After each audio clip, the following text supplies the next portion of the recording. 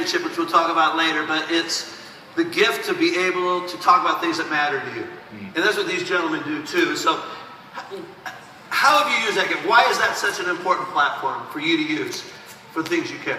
Yeah, you know, baseball, you know, a lot of people, when we play, you know, it's 6 months out of the year, and we do all this stuff, and then we want to just go and be with our families for 4 months and hide away. And I just don't really feel that that's my calling.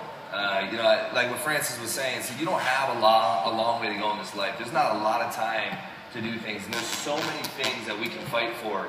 And I just feel like we need to have an opportunity to speak on certain things. And if God's going to give you a gift, is that me?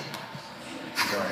Andy, sorry. If God's going to give me a gift, you know, to go out there and do things, I want to be able to do them. And I'll tell you a quick story. You know, Game 4 was one of the biggest games, if not the biggest game I've ever pitched in my life. And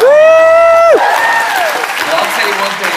You know, when they called me in the 8th inning, and I ran through that gate, I'm not going to lie to you. Not everybody in here might believe in the same God I do or believe in the same way. But I'll tell you one thing. I felt the voice of God, and He said, tonight I expand your platform. And I almost started crying. I cried twice that inning, or twice that day I was pitching. One as I was running in hearing that, and the other one when Peralta hit that ball almost went out. I almost started crying too. But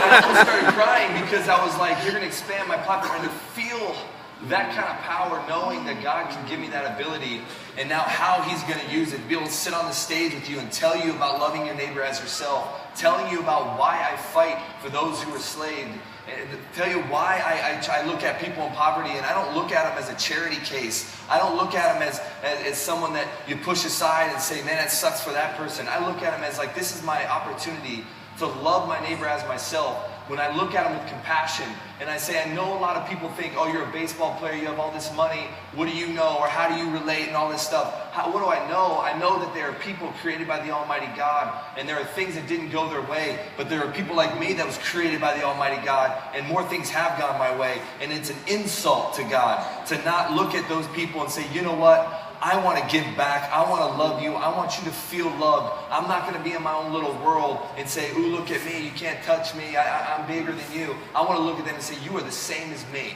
You were created in the image of God, and I love you, and I want to love my neighbor, and I want to love you like I love myself.